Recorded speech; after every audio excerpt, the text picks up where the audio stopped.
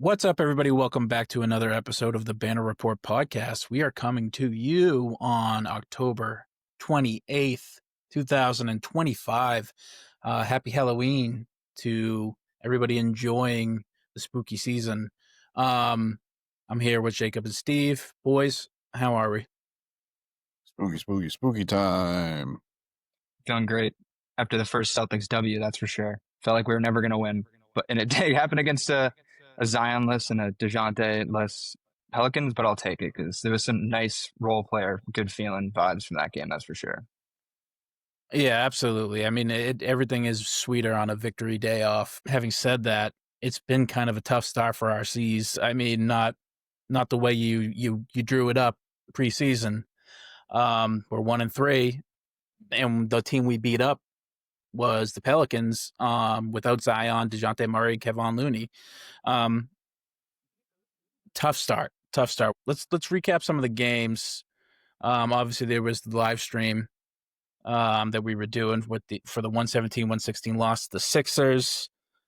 That was at home. Then we played the Knicks. We never really stood a chance against those guys at home, 105-95. We dropped one to a middling Pistons team in D-Town, 119-113. And like we said, we beat up the injury the hospital Pels, 122-90, a rousing W. But what do you guys have for me? Give me one word for the first 4 games. Momentum. Okay. Learning. Okay, explain each one in turn. Steve, you first. Momentum. This team's going to ride a lot of momentum, I feel like. They've got a lot of young players, a lot of players trying to find their groove right now, and it's going to be a lot of seeing a couple shots go and get the momentum going and keeping it going. Like, we don't have a real momentum stopper on our team this year anymore. If the other team starts to get going too much, like, we don't have a guy that's an answer every single time down the court for him. So it's going to be a lot of trying to keep guys in front of you, trying to, like, the defense they're playing is leading to all out of offensive rebounds, are just killing us. It's just the scheme that they're playing. I think they're gonna clean that up, and once we get a couple of games under our belts, I feel like there's gonna be a lot of momentum going forward for a few more wins. Okay, Jacob, yours was learning. Yeah, I mean, it's just the fact that like nearly everyone on the team is in a new or enhanced role this year. So it just kind of makes sense that the first few games offensively weren't efficient, like Pritchard and D White and Brown. Like Brown had a great game, but it's just a lot of these players are just kind of trying to adjust, and hopefully will come through with all this and be better players once Tatum gets back. I just think it's a learning experience here. We're throwing out so many different lineups already. Like the role players are getting shuffled in and out. Like basically, like the only person on our team that's doesn't have a transformed role right now is like Sam Hauser, because he's just still tasked with just being a sharpshooter. But even then, like he's probably going to start more this year than years prior. So yeah, just a learning experience here. Yeah. I want to say, first of all, I agree with everything you guys just said. You know, momentum and learning are going to be 2 key things for this Celtics season upcoming or currently going. Because we just know that championship's not the word, rebuild's not the word, is tank the word. That might become more of a discussion down the road, but not right now. And I think the third most important thing compared to what you guys were saying for my one word is shooting. Just got to hit your fucking shots, because we're just going to shoot the ball a lot. We're going to have to do it. And it's a little bit of everything you guys just said. It's learning how to play in a much smaller lineup with one real center and, you know, a bunch of little guys in JV out there trying to score buckets on teams that are rolling out some of the biggest lineups we've ever seen, or like a team like the Thunder where the smallest guard is 6'4" and it's Lou Dort, you know. So it's about shooting, hit your shots, and yeah. So we haven't really been doing that to start. You saw it turn around a bit there in that Pels game, but yeah, we're not going to be able to get. And to what you were saying, Steve, the momentum scoring. It feels like for a more than 50% of the game, in the games that I've watched intently, that scoring is on a possession is a like arduous, strenuous, impossible task almost at this point for us. There's no easy buckets for us ever, unless we're, shooting well in motion. It's just, it's a bit painful to watch at times offensively. We need more transition offense. So we need the half court. You don't have a real creative for anybody else on this team right now. Like Pritchard's doing a pretty good, decent job at it, but like Jacob was saying, he's being thrown into a new role. Jalen's doing a decent job at it. That Derek was White, really his game. He was always a finisher, not a starter for play. So if you don't have a what real about D White? D White hasn't been bad at it either, but I mean, He's not been a our real, main guy.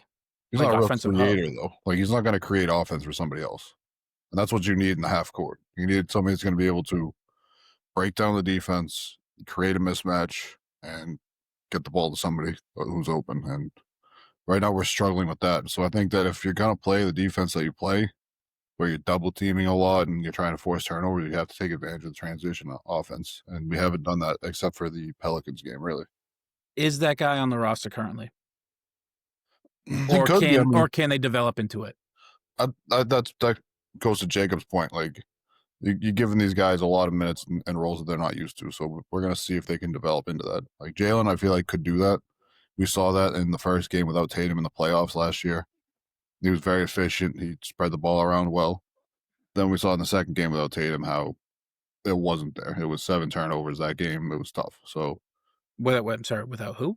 Tatum? Without Tatum in the playoffs. Okay. The Knicks. So I mean, it's going to be a lot of development for these guys, and I think we could end up with a guy like that on the team by the end of the year if we keep him going. But right now, it's the offense is in the mud, like you said, and it's a stretch because you're not creating mismatches like you were.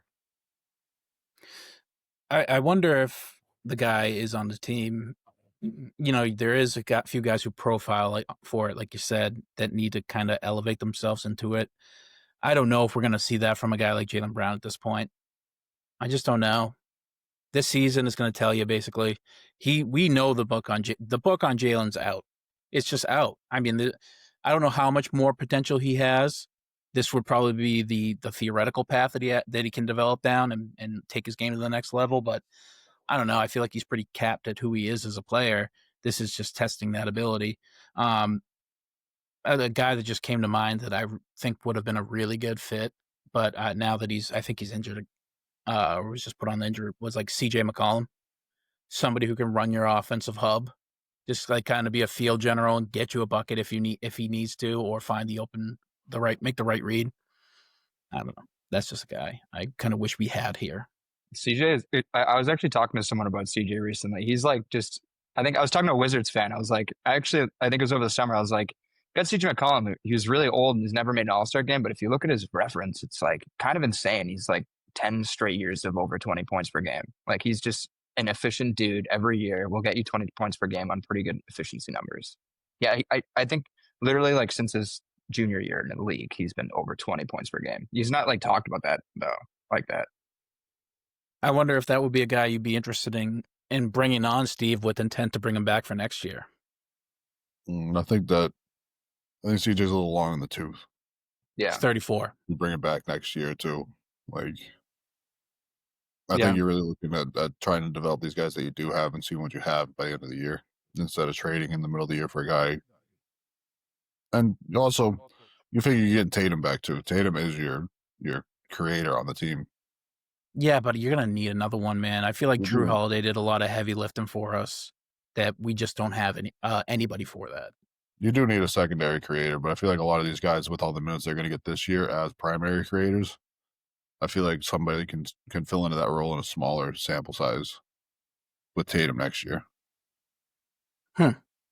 Interesting.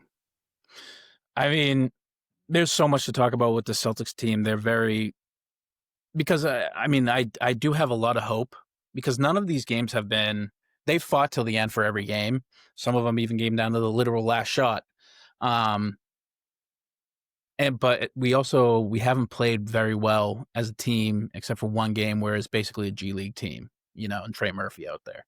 So there's just a lot to talk about with these guys. I can't get a real read on them. But when we shoot better from distance, like Simons finally had a good game as a Celtic. Pritchard was hitting. Everybody was hitting. Like, Garza showed up. That is how this team is going to succeed in tough matchups. It's the Pacers ball. Your defense is going to struggle. You don't have a guy who can really score. ISO, is a big, one offensive engine wing like Tatum. And you just have to outrun, pace, and shoot the shit out of the ball on a night-to-night basis to win. And I think we can do that because we have. This is not a team bereft of talent. So you got people like Minot who have a chance to really jump into a official role here in the league, find their footing. And we're going to have to depend on those guys to do it. And just hope your shots fall. And then that's how I still think we could make the playoffs. But I feel a little bit more worried about it having actually seen the product. Yeah. Gonna need to improve, which is like not a given, obviously. So yeah, I agree. Like the path is there, but it's definitely not like the East is rough, but the league in general is really strong at the moment. So it's like, regardless, this is hard games. So literally, like almost every game's gonna be tough. So I was gonna say the NBA. There's definitely I don't know. There's levels to this talent shit, right? Obviously, we get it. Like nobody's beating the Thunder. Nobody's beating the championship Celtics on like a nightly basis. We should win every game. We didn't. But there is no such thing with the way people shoot now in the league as an easy out. There's no easy games. There's none. There's just none. The league is so deep and talented that anybody can get hot and keep a game close and make you sweat and maybe even steal one. It's actually kind of nice about the league, but yeah, it's kind of like baseball now, where no matter what, like it's a bad team can win in a series. Like the White Sox won't just automatically get swept by the Dodgers. And like you're saying, like we were talking about last night about like Trey Murphy. Yeah, like last year I think we'd gone 0-2 against the Pelicans, or 1-1. Is because Trey Murphy just had a 40 ball against us. Like that could have happened last night. Like there's dudes that are on these teams that can just go crazy and go 9 for 12 from three. It's insane. And even in that Pelicans game this year, I wrote in my notes at the end, Scal said on the broadcast, we can't put these guys away. And this was at the end of the third. It wasn't until we exploded in the fourth. And I think maybe the Pelicans kind of threw it in, being like, all right, well, we played a good game. Yeah. Time to get the L, although they don't have their own picks. So I don't know why they'd be doing that. Anyhow. But the talent really sort of made a difference there at the end, the talent disparity between the two teams. But that was not an easy game for 3 quarters. No. I don't know. I mean, Max, he just drops 40 points a game now. He sort of did the damn thing on us. We called it on the live show. I think Jacob said it don't let Tyrese Maxey get hot. We know he's going to do it. Yeah. We know he's going to go on this run, and it was going to survive the run. Shit. Yeah, to survive. He goes nuclear. Yeah. He goes nuclear. He always does. Makes you think about the Sixers in the future, which we'll talk about in our overreactions section. What else do you want to talk about with DCs? I mean, Minot's been such a breath of fresh air every night that he plays. Plus 42 last night? Last night. It was almost unfathomable.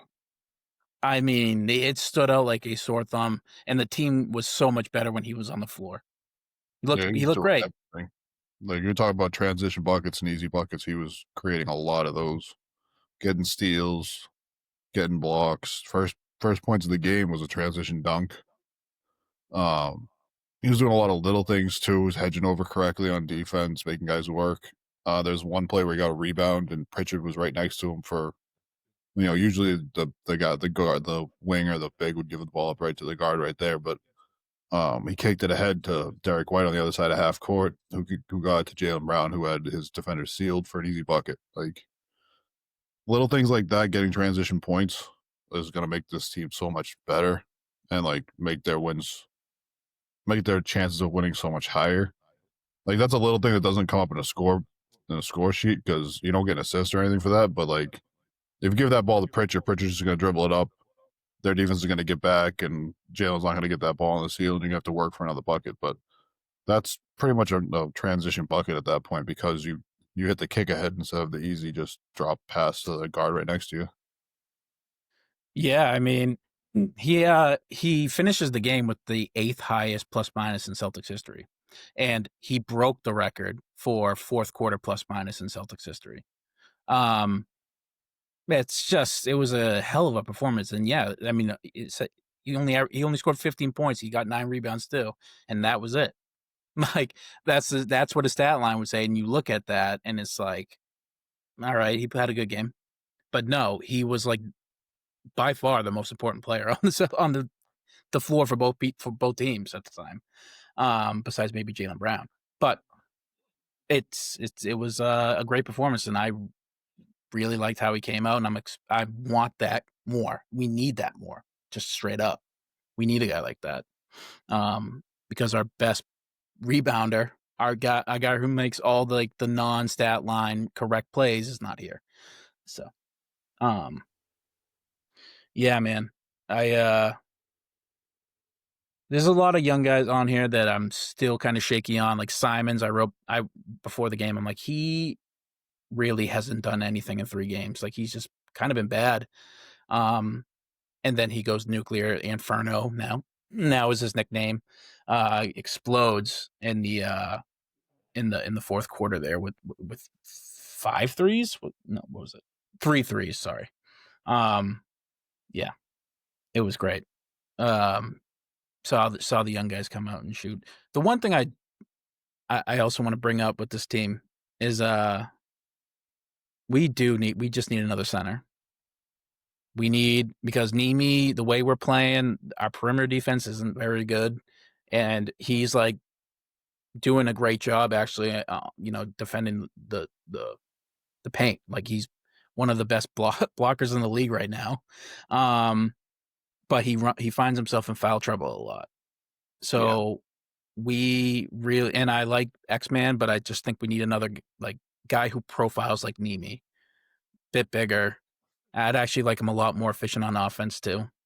Nimi, his offensive game is still not great. He just can't really hold on the ball. He gets it stripped. He can't finish on what the fuck is it called when you catch a rebound, you put it back. Yeah. He has like a sneaky low efficiency rating for that. I saw that in the stats this morning. I was like, interesting. Yeah, I just think that Nimi needs and just straight like Nimi can't play all 82. Not at this rate. No way. He's already gassed. You see him gassed at the end of a lot of games too. I like to see him get some rest throughout the game. I mean, I want to see Amari come out and play. I don't know why he's not getting any minutes. Some of the choices Joe's making with the minutes are kind of odd. I mean, Hugo got a start against Detroit, played unbelievable defense all night long. He was flying all over the place. He was great. And then he gets a DNP against the Pelicans. So it's like, I'm sorry, you say Hugo? Yeah. Yeah. I don't know. I mean, I know he's a rookie, but I mean, like, you got to find some minutes in that for him somewhere. Really shocking that he didn't play. It's really shocking. I mean, Jordan Walsh hasn't played yet this year. And I really had him marked down as a guy who was going to take a leap this year because there's going to be a lot of minutes for him. That might be a situation. Minutes to a rookie who's never even played in the league. 19 that might be old. A situation where it's like Jordan might not have it. I wanted to see him have that leap this year because I feel like there's a lot of potential there. Yeah, it's supposed to be. I mean, he profiles really well. I don't know why it hasn't happened for him. Very nice body comp to Tatum too, but yeah, just hasn't seen the floor. I definitely want to see some some solid Hugo and Minot time. That's for sure, because that'd be a sick fucking fun lineup. They'd just be flying everywhere. Yeah, I mean, Hugo really stuck out in that Knicks performance. He was all over the place and really showed, a lot of what is it?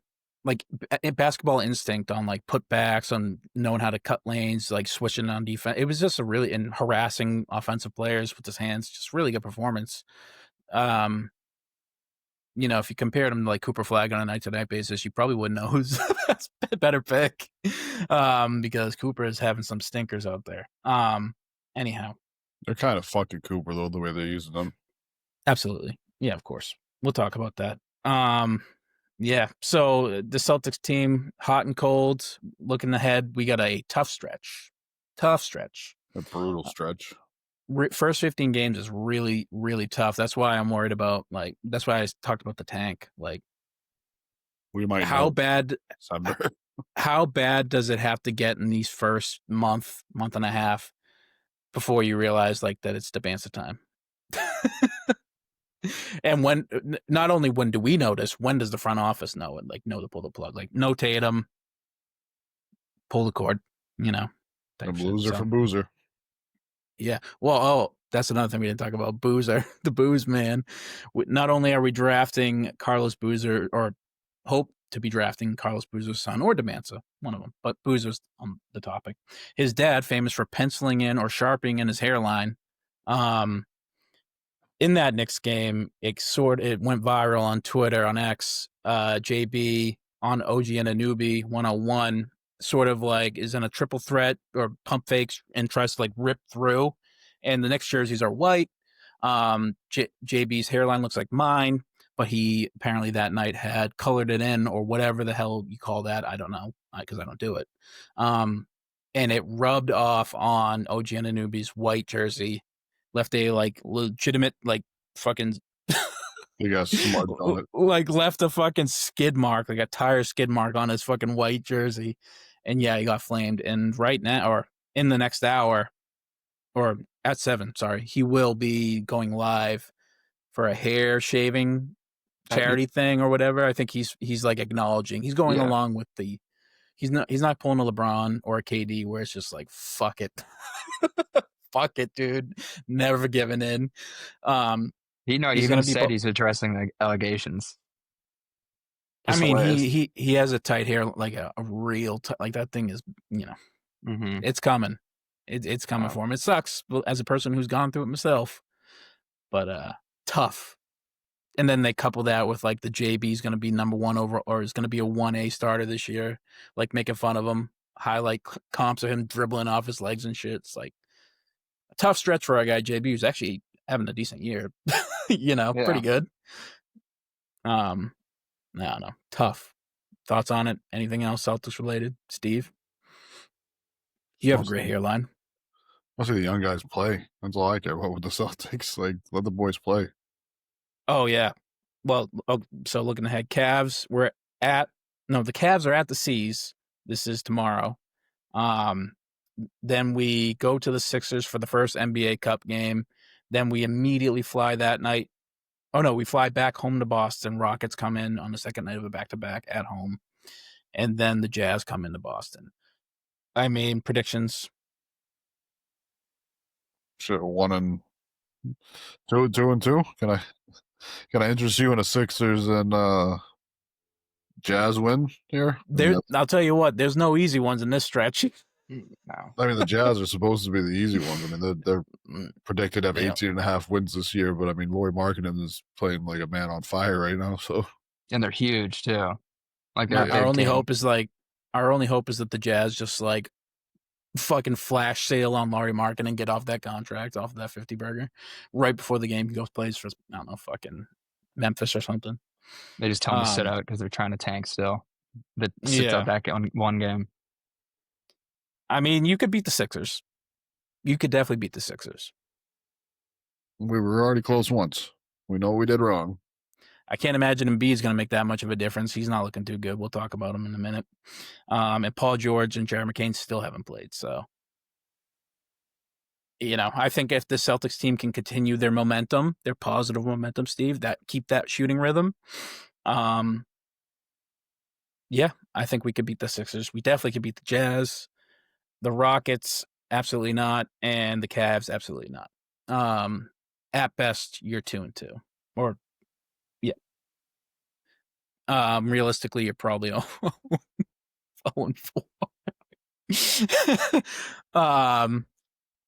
No, but yeah, I'm expecting a 500, a split would be good.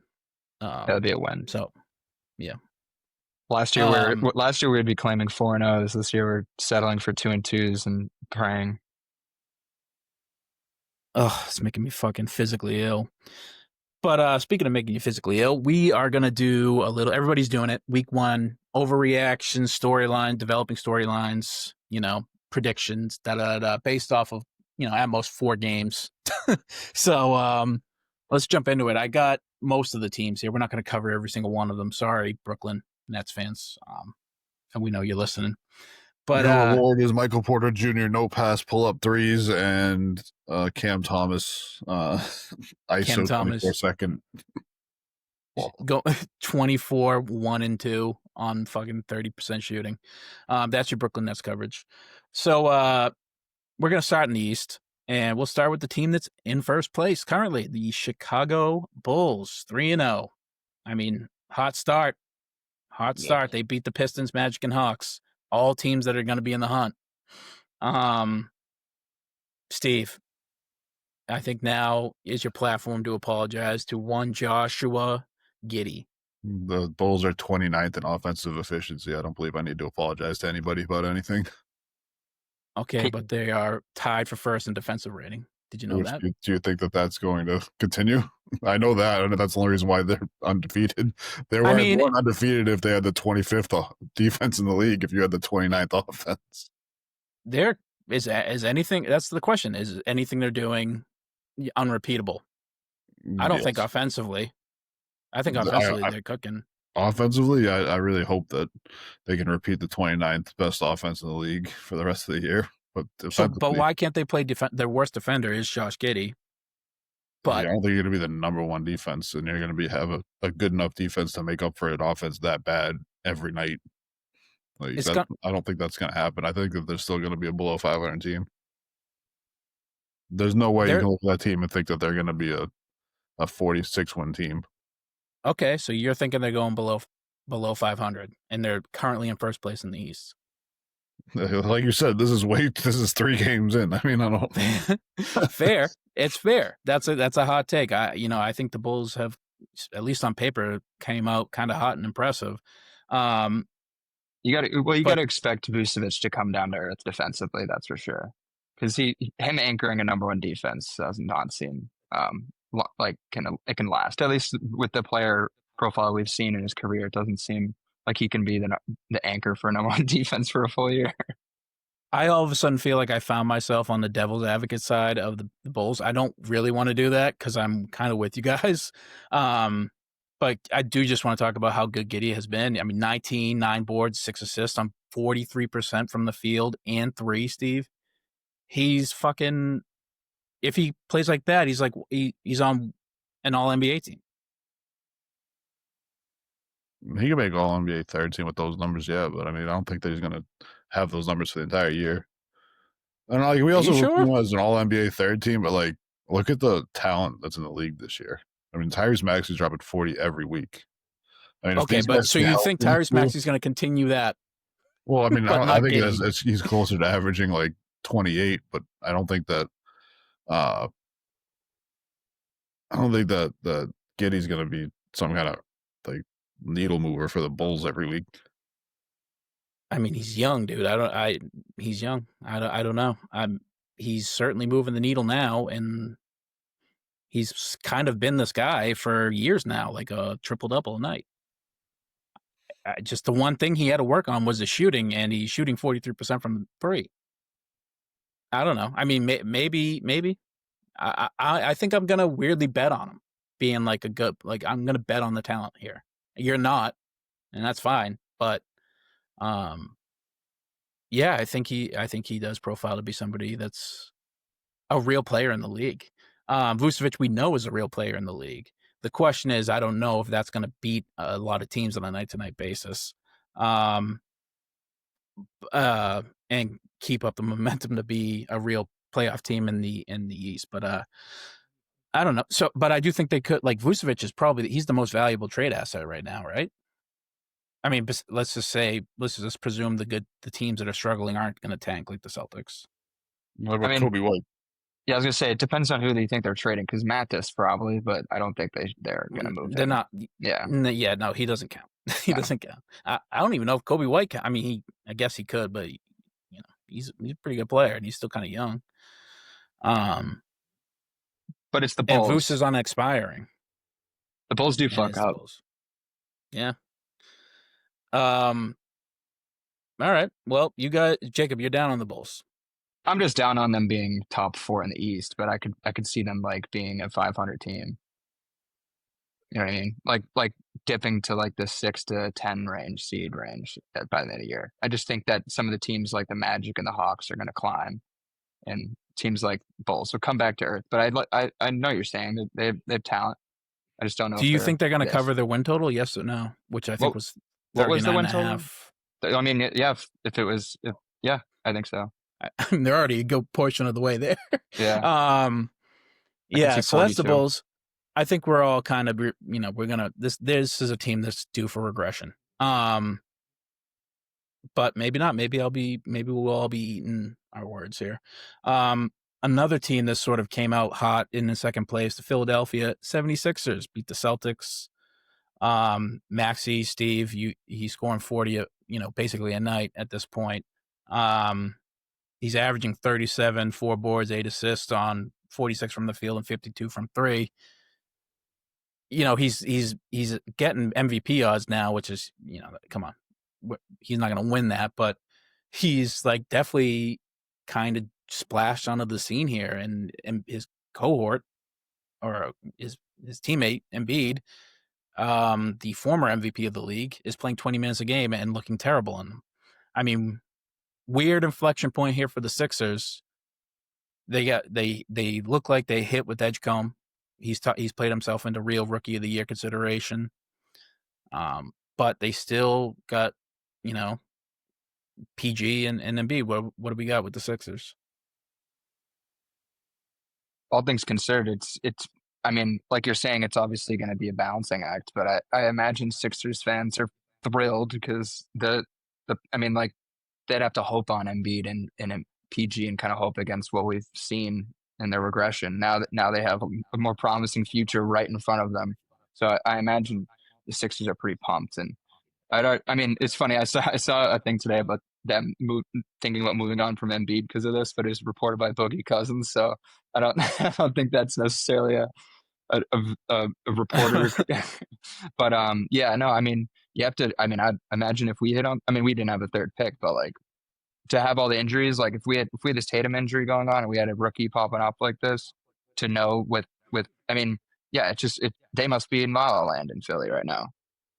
Yeah, literally. I mean, these guys, I think they're at a real weird spot here because I weirdly think this team can contend in the East. I weirdly think it. If Embiid can get any sort of semblance in the 20 minutes that he plays a game, and he's not playing on back-to-backs, second night back-to-backs, like if they can get him healthy for the playoffs and everybody continues at this rate, I mean, that's a scary team. That's a real scary team. They haven't even Paul George and Jared McCain haven't even played yet. And it's like, it's crazy kind of how the Sixers team looks right now. They were drafting third or fourth in just a few months ago. And now I don't know, they're at a point where they can do whatever they want. They can try and compete with this team. They can move off of the old guard because they already have a guy in Maxey and Edgecombe. Go full tank again, get rid of them. They could do everything they want. It's a good place for Philly. I think they weirdly found themselves in a place that, at least through the first week, is a very good spot. And that is not what I had on my bingo card for them. They would go from one of the most dismal situations to like weirdly the best. No. Steve. If everything goes right for the Sixers and everybody's healthy, then I would second what you're saying and say that they can make a splash in the East and compete for the East. But that's putting a lot on the Sixers being healthy. Yeah. Paul George is old. Embiid's always hurt. Do you think a team without those two can compete when your 3 best players are guards and you don't really have a center over there? No, I agree with everything what you're saying. They need everything to go right to actually compete, but I do think that, If it There's a chance does, of I it mean, happening. you're not wrong. They're a scary team if everything clicks right, but you also got to figure in, like, if George and McCain come back, where does VJ Edgecombe go? Does he go to the bench? Or do you play him?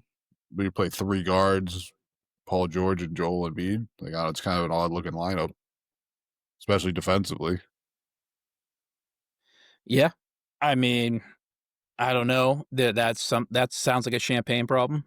try and make them fit.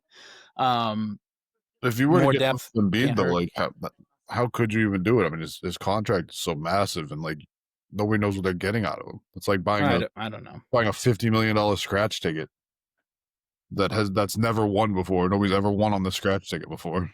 No, it has like worse odds than the scratch ticket odds because we kind of know it's a that. scratch ticket that nobody's ever won before because nobody knows if there's even a winner in the scratch ticket. Yeah, it's not a great scratchy. Sixers, for all that being said, Steve, the Sixers are 5th in points per game, 1st in offensive rating, so suck Yeah, it. you got Maxey dropping 40 every night and Edgecombe having the best rookie debut since Will Chamberlain. Yeah, your number's going to be a little skewed here. Yeah, I mean, Edgecombe's 25 points, 6 boards, and 6 assists, and 2 steals on 50% from the field and 40 from 3. I hate his 3-point shot. I hate it. I think it looks so ugly, and he really does throw that motherfucking thing up there, and now and statistically is going in. So fuck me, what do I know? But damn, like he's a real fucking dude. I thought he was just a guy who's gonna have a good performance against our team for whatever reason, just because, you know. But no, he's just a good player, or so far he is. Yeah, man. Good for Philly. Anything else on them before we move to our next one, which is a bit easy? No, just one thing to remember too is like this kind of feels similar to last year with Maxey and McCain going crazy, and then they both got injured, probably because of the mileage and the weight on them. So just hope that the Sixers kind of balance this and don't like put so much on these young guys, and then they get ACL injuries. Or I forget exactly what happened to Maxey last year, but it kind of felt like a mileage situation in the latter half of the season. If anything, if we know anything, we know that the Philadelphia 76ers training staff is aces, dude. Yeah, definitely. It's amazing that the Pelicans are already hurt too. Like and it's nobody knew where the fucking Zion injury even came from. It popped up like the day before, and I'm pissed because that's fucking out of that bet too. And DeJounte's just hurt forever. Yeah. Well, he has the Achilles thing, right? Yeah, and he was like had a really bad foot injury. I think like before that too. He just has not really played much in that past few years. Perfect player for the Pelicans. They love injured players. Exactly. How do you think the ice cream is in the rehab place over there at Smoothie King Center? You think it's pretty good? I know somebody who knows. his last name's Williamson. Anyhow, Cleveland Cavaliers in 3rd in the East, 3-1. I mean, my overreaction for this team is that they're going to have a minimum of 3 All-Stars. Just by the way that, I mean, Donovan Mitchell guaranteed, right? He's still doing the damn thing. Mobley looking really good, getting a lot more usage on offense. Defensively, played himself back into decoy considerations with, Wemby. And they pick your other one like Garland or Jared Allen sneaks in again. Like especially with Tatum being gone and Halliburton. Yeah, guaranteed. Minimum 3 All-Stars come from this Cleveland team. But yeah, I mean they're gonna win the East, right? Are we all on board with that? I feel like I feel like out of the two that we'd expect, they're the more like non like they're more immune to all the injuries. And yeah, I think that's pretty confident to bet on that they win it out. It's like them and the Knicks. They have especially with the emergence of Sam Merrill, maybe it's just a flash in the pan here in the first week, but DeAndre Hunter was already getting 6-man considerations, and he does kind of fit the profile a bit. But with now Sam Merrill has joined the conversation, they could legitimately get a 6-man of the year as well, which is fucking crazy for a team that has maybe the best starting 5 in the NBA. But Yeah, that's the Cavs. I mean, interesting little stat here for you. They have very active hands. Just take their steals every single night. Steals over. They're third in steals in general, first in deflections per game, and fifth in loose balls recovered per game. They're hustling, and they're a hard team to get a bucket on or to run your offense on. So Yeah, the it's Cavs know fun. what they're doing. They're trying to get their wins early so that they can rest later. They've Hell, done this too many times before. hell yeah, hell yeah, and they're gonna win the East. That's I guarantee it. Yeah, I'm with you on that one. I don't trust the Knicks to stay healthy for the whole year. Yeah. Well, here's one to trust for you. The Charlotte Hornets in fourth place, 2-1. I mean, dude, are these guys good? What the fuck is going on? Charlotte of all teams here in fourth place in the East. They're a fun team. I mean, LaMelo's fun to watch. I mean, he's straight up nasty. I don't know, like he's of all the crazy, night to night Wemby, SGA, Doncic, Jokic stat lines. I mean, he's quietly averaging 28, 8, 10, 2 steals, 48% from the field and 42 from 3. Like that's like a guy on a shit team who like nobody had any hopes for coming into the year, obviously we know he's immensely talented and we know he's capable of this, but shit, man. What a I'm just time. hoping for fucking health for him for this year. I mean, he's had some health struggles over the years. And I I'm mean, assuming, that's like solely the thing with him. well, I mean, like there's always still the people that say that he's like an unserious basketball player, doesn't care about winning, but I'm seeing a lot of reports out of there that like he's really stepped up in the locker room and he's really trying to lead the guys. You see a lot of plays where he's diving on the floor for loose balls and stuff like that, stuff you wouldn't like normally do. You wouldn't usually see that. So I'm hoping that this is the year that he turns it around and people like realize how good he really is. I do think it's funny. People are like, and I get it. When a league that's so high powered and so like only the best of the best of the best get here, like a player being unserious, entering like an unserious basketball player, like you're telling me the 19-year-old kid fresh out Yeah. of high school is being unserious? Really? I'm unserious. I'm 30. A 19-year-old that was like one of the more viral kids ever too. Like he was from sophomore year of high school. So it's like, yeah, makes sense. But it's also like, do you not think that he'll mature and like he'll in his 20s and into his 30s? Like, what do you think of with this? Like, you see the Lonzo talent too. is there. Lonzo's extremely mature. So it's like, yeah, it's like you see Lonzo and his older brother. You clearly, I mean, like Lonzo's always been like that though. And LaMelo's always been like this. So it's like, well, yeah, clearly it's within them. And Lonzo might just Yeah. have to talk to him. Maybe even get on his team. That'd be awesome. But yeah, no. I mean, LaMelo's like, I mean, he's having his best year so far, but he's like had an unreal years. We just need him to stay healthy, like we were saying last time.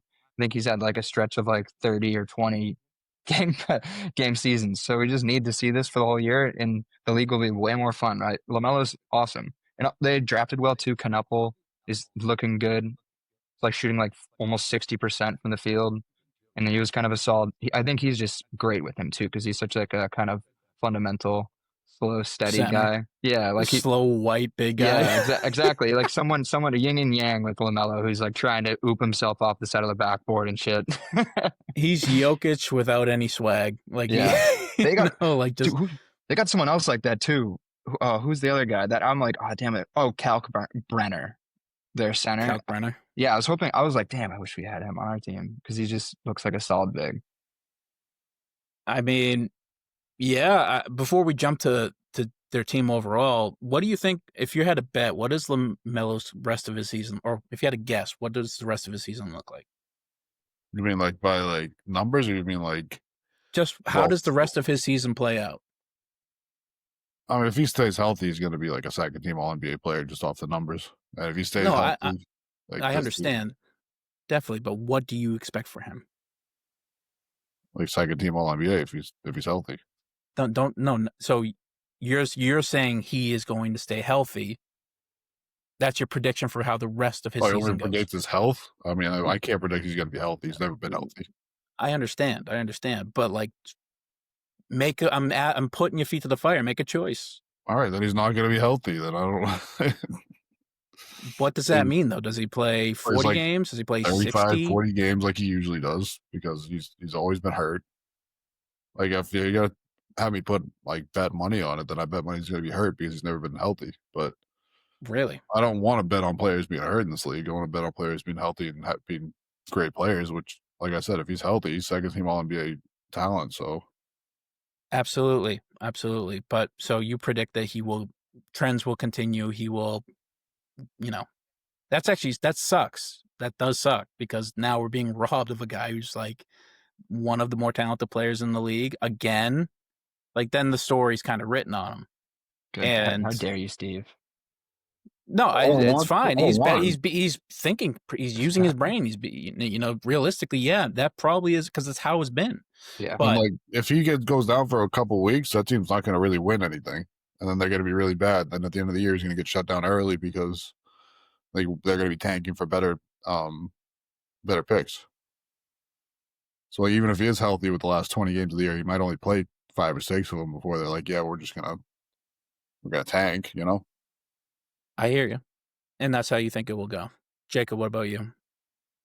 I'll manifest his health, but they're just I think he plays enough to qualify for awards this year, or just shy. So he plays at least 65 games. Yeah, 60, 65. There are, and I just think his averages drop a little to like 27, 7, and 6, which is really good, but not like insane, like 28, 10, and LeBron 8. fucking stat line. Give him 27, 7, and 7. Yeah, exactly. Yeah, the Hornets are a hard team to root for though, because they're their second best player. Their second best player. Yeah. So that's. I mean, he's just a fucking good player, man. I know I say it every time we talk about him, but damn it, man. Yeah. Damn it. Every time he jumps, I just want him to fall wrong. It's just my hope. Oh, you're willing to fucking root for injuries there, Steve? Yeah, for bad people, yes. I believe I will. Yes. I mean, I hope that like he throws on a crazy alley-oop and LaMelo gets a crazy highlight because he threw it like behind his back from half court, and then he lands and breaks his head, and then he's done for the rest of his career. Like that's what I hope for every time. Yeah. Yeah, I'm gonna bet on the health too. I think his year 24, fucking on this planet. He finally gets his body's right, and he plays a full season of basketball. And I think that he averages close to what he's averaging now, finishes all NBA third team, and the Hornets go to the playoffs. Do you think with those averages he's going to be a third team All NBA player? I think the averages will dip. Oh, you were saying that he was going to average about what he's averaging now. So I mean, like a 27 close to it. And 7. Do you think that's going to be a third team All NBA? No, I think I'd probably be about second. I think realistically he could be like 28, 5, and goddamn, I don't know. I guess he's always kind of been around here, right? Like, what do his stats look like? He's always high on the assist rate. I know that. The rebounds, I think, is going to go down. I think that's just like an early season thing, but it also depends on Mark Williams and staying healthy. And I don't really. He's not on the team. He's not on the team. The thing is, dude, like Steph Curry was on the third team last year. It's just insane. So he could be on the third team regardless. But I mean, he averages 6 boards a game in his career. He's tall. He's a 6'7" point guard.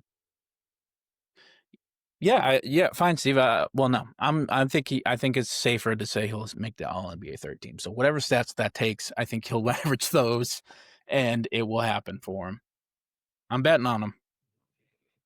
That you're right. If he goes down, the team's going to be in trouble. But there's a lot of talent there. There's a lot of talent there in Charlotte, just flat out. There's just like, can their most important guy stay on his 2 feet? And that's not been the case. So I get it. Team that's sort of difficult to predict here. Miami Heat 2-1. What do we got? Jaquez has been elite so far after a sophomore slump. So if there's one thing to kind of maybe cool off, it'd be him, or if this was just kind of who he's supposed to be, and last year was weird. No Tyler Herro. Yeah.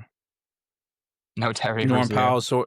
Well, yeah, you never see him again. But they got Davion Mitchell, who's playing well too. So I don't think the Knicks. I mean, I'm sorry, the Heat are what they're doing is like gonna regress much. I think this team is kind of built to be like a weird middle of the East team. Yeah. Just a lot of guys, just a lot of dudes. And Norm Powell deserves all the praise because he's like leading the team right now in almost everything. So that was a great addition by them. And they got someone like Wiggins who will have like really good months and such too. Like he's someone who would just pop out and be like really valuable at times. So like like you're saying, they just have dudes. Their starting Yeah. five is pretty elite with Hero healthy. Steve, anything on your Miami Heat? I don't think they're just going to struggle too much offensively on a night-to-night basis. I don't think they have. I think they have the same problem that Celtics have. They don't have a real creator on that team. I mean, you can't run Harrow? it for Bam. I mean, yeah, Harrow can be a creator, but I don't think that he's consistent enough at create for other people rather than just himself. And you can't run anything through Bam. He's not that good of an offensive player. Bam's like a great third option offensive player. He's just a great defender on the backside, like a Draymond Green, like in his prime with Golden State before they got Durant and all that. Mm-hmm. Like he was a great third option, but he was never going to be like a guy, hey, throw the ball to the post to Draymond and let him work. Like you can't do that with Bam either. Yeah, he hasn't really taken that step. Not saying it's impossible, but he's 28. You know, He doesn't have that aggressive gene. I feel like we talk about that all the time, like the killer mentality and all that. Like he doesn't really seem like a guy who's going to go put up 25 shots in a game. I mean, he has it defensively. Yeah, he's a fucking monster defensively. I mean, he's probably about the third best defender in the league right now, and that's only because there's a fucking alien ahead of him and at the one spot. And Mobley and him, I guess you could switch 1, 2, and 3, but Heat are in the playoffs for you? yeah, I think they got to be a playoff. That means the Heat always find a way to fucking drag themselves into the playoffs. It's like the Mike Tomlin effect, the Eric Spoelstra effect. They just have like a floor. They're not going below. It's weird. That he's such a league's better coach than everybody else, but he just is. Speaking of good coaches, looks like the Knicks got themselves one. They're in what, 6th place here in the East? 2-1.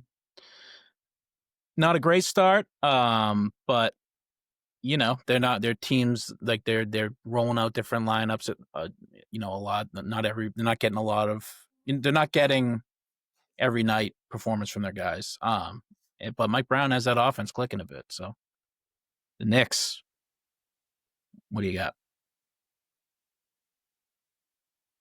And just kind of what I expected. Like I expected some working out in the beginning of the year, but I also expect them to be a top 2 team in the East. So I think this will continue and I think the offense will hum a bit continuously. I think that like they're saying, like they are a big team too. They got Mitch, Rob, and Cat, so the rebounding should continue a bit too. But yeah, it just we'll see playoff time and matchups. But they're certainly like a good regular season team, that's for sure.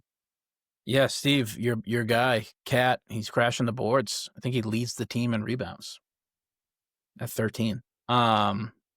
Which was never his issue. It's more of like defensive. Like he was always been a solid rebounder. I feel like his career he averages like 10 to 12, right? Yeah, that's right. I guess one of my overreactions is that somebody in this team is winning an award, whether it be Mike Brown, Coach of the Year, Jalen Brunson, Clutch, or Josh Hart, who's the current favorite for 6-man. Somebody's going to take home some gold here at the end of the year. You got 3 great choices right there. 3 guys that are right there in the running every year. So yeah.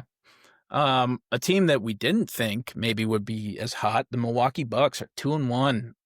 Giannis, much bandied about in the offseason. Is he going to go? Is he going to stay? He doesn't care because he is fucking hooping here. He's the player of the week in the East.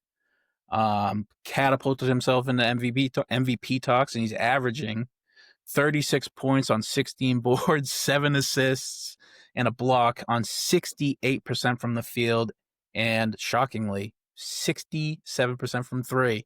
And he's taken 2 a game. I mean, damn. What the hell? What do we got? Giannis on the Bucks. I was coming out strong. Wants to. He's pulling the same thing the Cavs are doing. You got to win the games early. Put it all out there and win early so you can rest late because he's been hurt in the playoffs the last couple of years. He wants to be healthy for the playoffs. And I think that he knows this team runs on him because your second best player is Miles Turner right now. And we know how I feel about Miles Turner. I mean, they are one injury away from being in the basement. Yeah, Like if Giannis misses an extended amount of time, their season's over. I mean, Yeah. not even Giannis. If anybody on that team misses an extended period of time, then like that team is going to be a basement dweller. I'm sure you'd be all right with Kuzma. I mean, Yeah. Kevin On a Porter night-to-night Jr. is basis. Kevin Porter Jr. is a starting guard on your team right now. Like, who's the backup for him? I think Giannis is the point guard, 7 assists a Yeah. game. Yeah, It's also I was hearing an interesting situation to kind of speak on the Mavs when they get there, but Kid did do this with Giannis with the point guard thing, and now you He see did. him averaging 7 assists a game. So maybe and it was ugly with Giannis. So like it came. So maybe he's just trying to get this out of the way and get Coop those instincts for pick and rolls and all that. Because look at Giannis and his passing now. Like Giannis in general, like it's insane. Like I literally have had to look for his content because he's just not covered as much as he should be. Like he won Player of the Week, but like to see highlights, I literally had to search him. Or like I keep seeing his stat lines, but I don't see any clips. Do you guys? Like I don't see any clips on my Twitter of Giannis. I haven't seen much. I literally see a stat line. Like what the fuck? He had 30 and 20 tonight, and then I have to look it up, and then I see the highlights. But I like the NBA does not do a good job with Giannis. He's literally probably the best He's power on a forward of bad all. team. He's the best power forward of all time, probably, and he's been doing this for like a decade. And you just like he's on a bad team, but you should be covering someone getting 36, 16, and 7. That's for sure. Definitely, but I just think that's why he shouldn't, because there's no other excuse. Like this guy, Wemby can't literally like bend over and fart without getting a fucking like a highlight clip made of it. And Giannis is like just casually doing this on a night-to-night basis. Yearly. You know, like, and I mean, Wemby's taller and bigger, like, but for sure, but Giannis is like about the same size. So I don't quite understand why Giannis is not being as loved as he should be. I mean, other than the fact that, yeah, his team is just not great, and probably won't be. I imagine that, you know, that for all that is, they're still 2-1. There's still some serious flaws. I don't know if they're going to be buying or selling at the deadline here. Because with Giannis, they'll probably be around 500 when that time comes. It's I don't know. They're a weird team.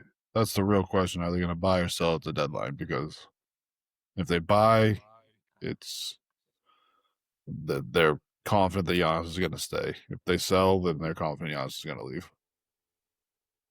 Well, right, but yeah. we were talking legitimately a few weeks ago about Giannis not playing basketball for this team anymore, and now we're talking about maybe they should buy here. You know, it's They do have one of the best players ever, so they better buy. Yeah. They've bought the last few years, and they've had buyer's remorse every time they've done it. So Yeah. I don't know. They're not good at buying. Yeah, they bet on the wrong horses. Well, they did win the championship that one time. Dude, speaking of that too, I just looked up his stats because it's fun. But since that championship season, 2021, he's averaged 30 and 12, above like 30 and 12 since 2021. Insane. That's sick. It's sick. That's Shaq. Yeah, That's he's better better than than Shaq Shaq. that can pass. Yeah, basically, yeah. He's like Shaq in the Magic days. Yeah. You know. Yeah, that's averaging 6.5 assists too. Yeah. It's a shame. I mean, like I still kind of want Giannis to go elsewhere. I don't want him to be on this team. Yeah, I don't want him fucking rotting away in Milwaukee. They haven't done any good job of building a team around him since that championship. I just want him on a good team. It's like Shohei Ohtani. Like, you know, Shohei's great. Why didn't you know, he's must watch television and on a nightly basis, like must watch. That World Series game, incredible. And like people are like, where was this guy? He was on just wasting away on the Angels. And I feel like Giannis has done this since that championship. Like just sort of wasted away here in Milwaukee, but still putting up Babe Ruth number. It's just like, it stinks. It's not good. Bucks should be ashamed about it. Not the fans, the front office, but you know, I kind of want him to leave the team. I don't think he will, but I want him to. Yeah, Giannis, what a freak. Detroit, 2-2, real hot and cold start. Cade has clearly not taken a step, and the team is not taking a step with him. So I don't know what's going on with them. What about you?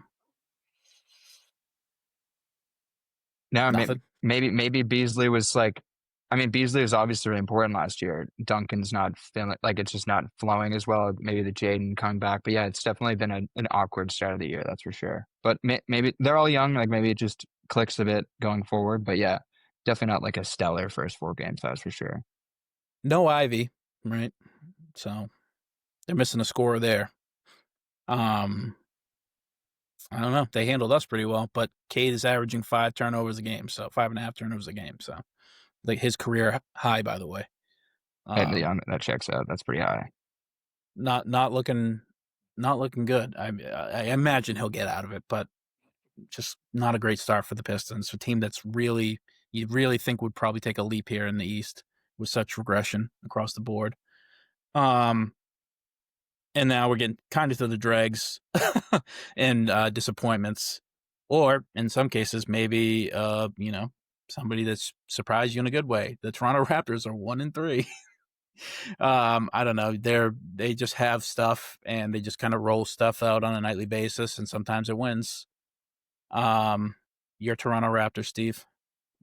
You described it perfectly. They got stuff. Sometimes stuff works. Sometimes stuff doesn't work, and then that's all it is. They're going to be a below average to mediocre team, and they're not going to really make any noise in the playoffs. Like they're just going to be a team.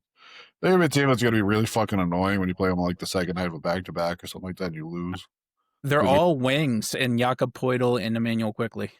Yeah, like a good team is going to end up facing them on the second night of a back-to-back, and they're going to be rested. They're going to lose, and they're going to be pissed because like it's the Raptors. There's nobody good, but they're good enough to just beat you. Just randomly have a fucking night where it's like, all right, we're just going to out-hustle you and beat you. Jacob, they're going to be trap game central is what they're going to be. I mean, they're well coached. Or their coach is good. I like him. I think he's maximizing the talent.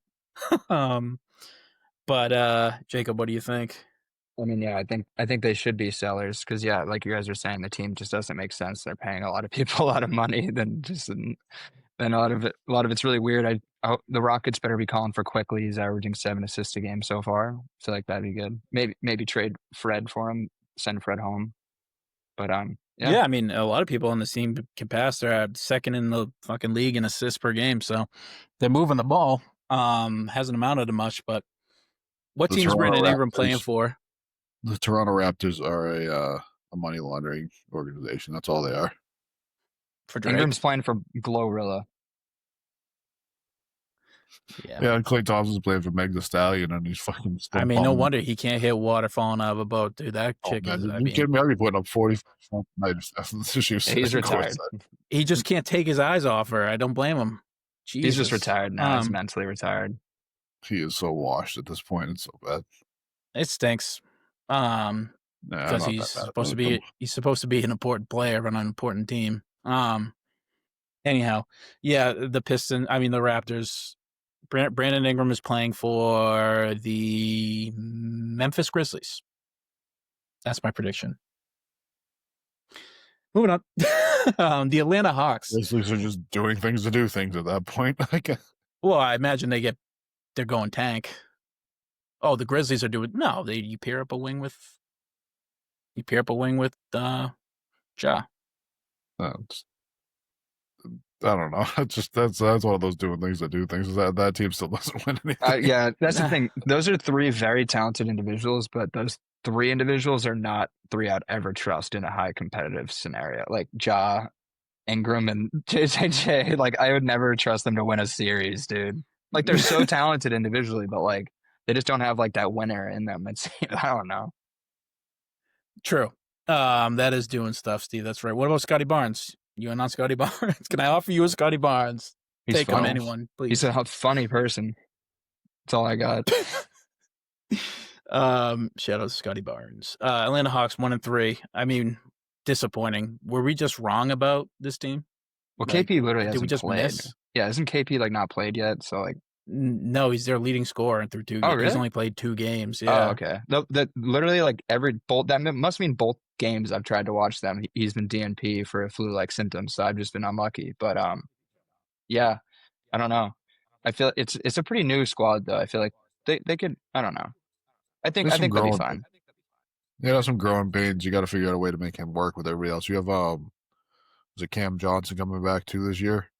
Not Jalen, Cam No, Johnson, Jalen Johnson. Jalen who's Johnson. They great. got him coming back this year, and he was really good. So you got to try and find a way to fit him in there. He's like their most important player. Just Yeah. his defense alone. Like him, KP good defensively too, so not having him is an issue.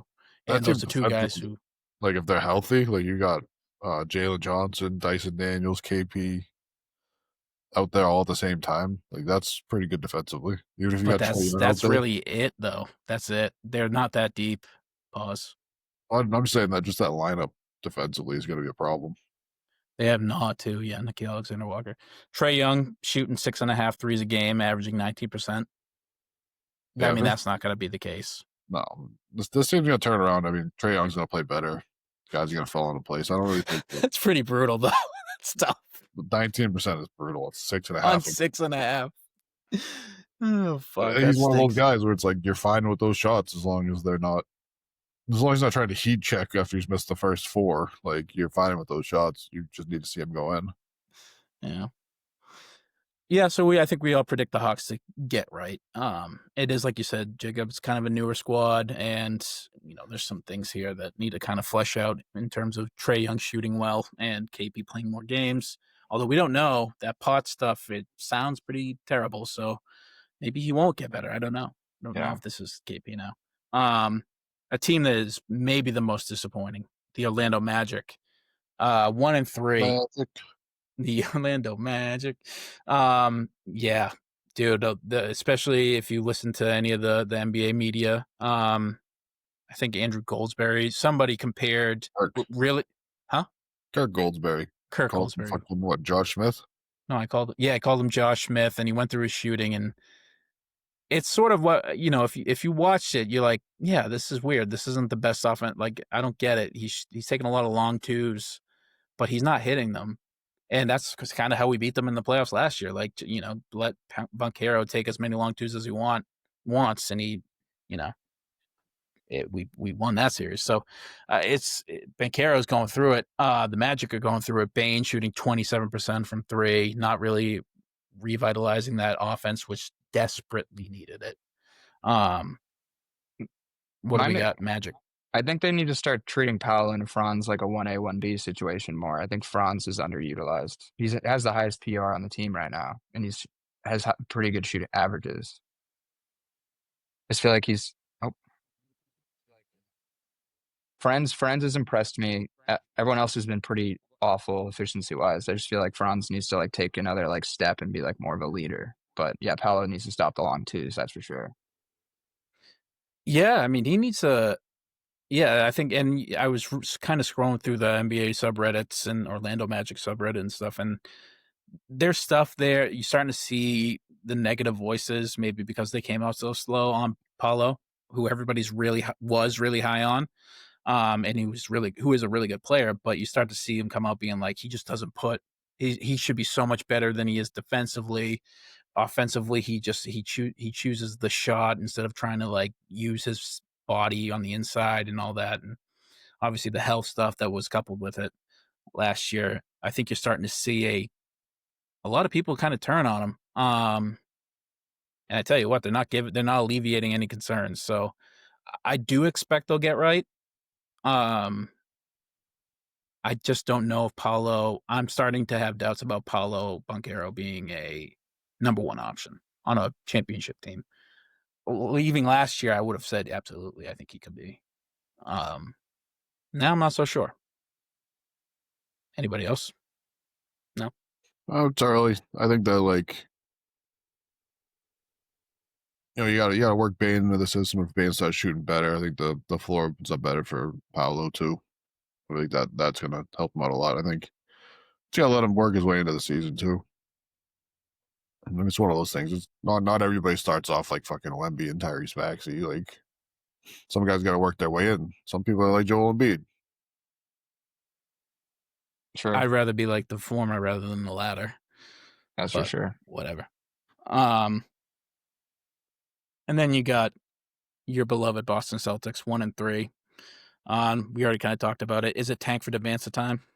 No, Yeah, it's a probably not. little fucking early for that. I guess the overreaction for me is if Brown can remain healthy, the water will find its level by shooting, and will be in the middle of the Eastern Conference playoffs somewhere.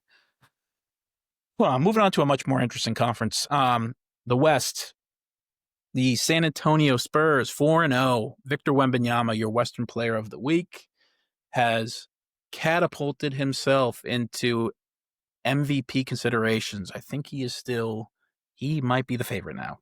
Let me just double check that while you guys vamp. I mean, that checks out. He had his first like not monster block game last night. Just one block, but I think he's still averaging like 5 or 4 a game. But yeah, he's been insane, and he's taken to the paint too. I think he took 0 threes last night, or was the game before. So his efficiency is better this year, and he's just everything's improved. Basically, he can dribble. I don't know. Wemby's just everything about him is a highlight tape basically at the moment. And Wemby mania is here. It's just amazing. We need a full season of this. That's for sure. Yeah, I mean, he is fully put. Like he's just so impressive. He's must watch TV now, because of what he's doing. He literally this offseason, every person you saw him with, every Hall of Famer he was with, you see the pieces of information he picked up from these guys on how to improve his game, and he's implemented it. We even got Wemby like through the legs crossover tape now because he was working out with it was Jamal Crawford, right?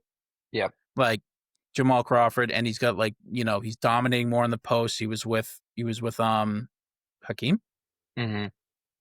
Like yeah, and so it's just we might be witnessing a new like a fucking coup d'etat, a new takeover of the top talent in the NBA.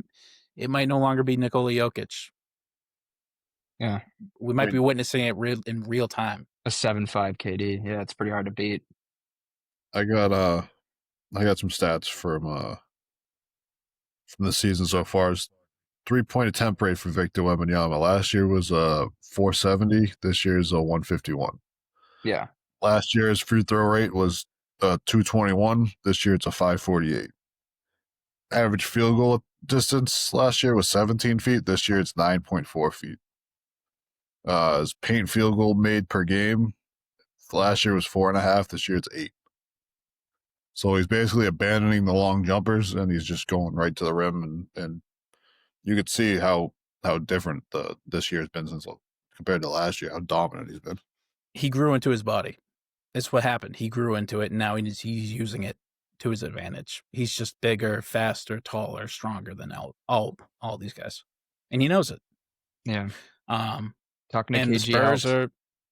Yeah. Well, hopefully he didn't take any gambling tips or play any cards with him. That's true. It'd be funny if that was one of the things he did on his like off-season tour, like go train with monks, train with 4 NBA Hall of Famers and legends. And I lost my ass in cards with KG.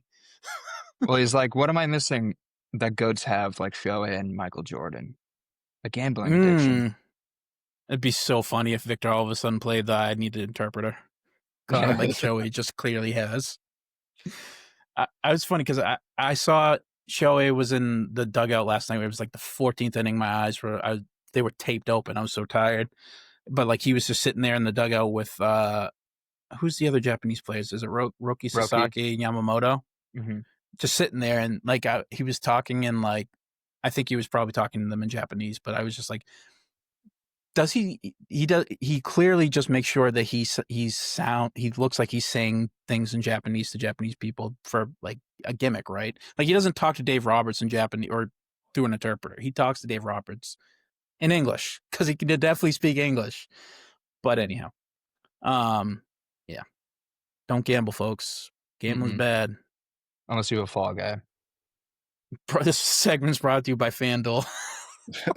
That was all the podcast. Bill Simmons podcast getting lambasted for that. It's hilarious. Yeah, I mean, this team's really good. Is this team a title contender? Mm-hmm. I'd say so. If Wemby can stay healthy like this, and they're adding Fox and Jeremy. So I mean, Dylan Harper and Cassell are doing the damn thing. And I wonder what that's going to look like with the addition of De'Aaron Fox or the re-addition of De'Aaron Fox into the calculus. I don't know. There's only one ball, guys. Do you think that had they known that Dylan Harper's like a 20-point per game scorer already, like they would make that deal with De'Aaron, sign him for all that money this offseason? Or could that money have been spent better elsewhere?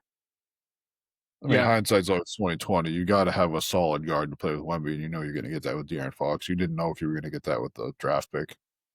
So now what do they do though? Now you're here. You can't. Can you roll out a 3-guard lineup like that with the Wemby? I mean, maybe. No, but you have a great backup in Dylan Harper who knows how to play already. And for nights, you can manage their minutes better too.